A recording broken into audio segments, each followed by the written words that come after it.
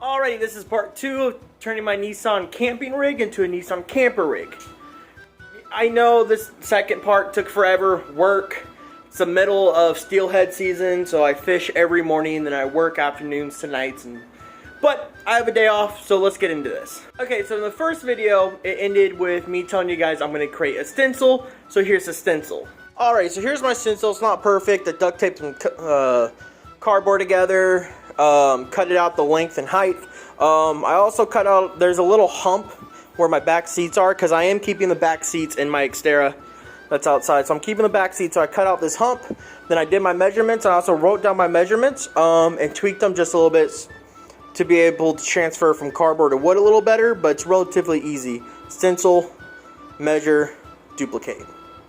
Okay, measurement wise, you want it to go from where you want your drawers to be to the very end. I'm keeping my seats, so I'd go diagonally.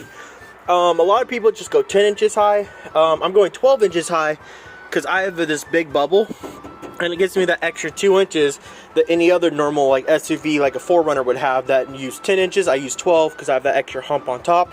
So I actually have a little more headroom than normal, but I just cut out 3 pieces, both sides in the middle. I did cut 4 pieces because I'm going to cut out a test one to see how well it fits in there first before I cut the 3 good pieces that I want.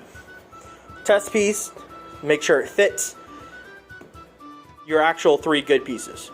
And see, this is exactly why I have a test piece. There's a gap there, but not there. So which means I have to trim a little bit more of that top side out. Also, well, of course, always make sure it's level. Then the reason why I also went 12 inches, I'm going to have a double drawer. So it's going to slide out and then it's going to slide out again. So I had to add the extra 2 inches. Yep, and once you guys got all your angles done, make sure it's level. Make sure it sits down nicely. There is still a gap on the bottom, but I'm going to end up being a 1/2 inch bottom plate. So I'm not too worried about that right now because I still haven't cut out the notches. But make sure they're all level and even.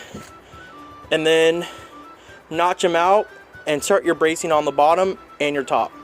Once you figure that out, I got some stuff to stabilize it, and then now I just need to measure, cut out the top, and screw it on and put it in the Xterra. So upon further inspection, I decided to take these out. I'm going to go a different route with the lower ones, but it fits. It's all level.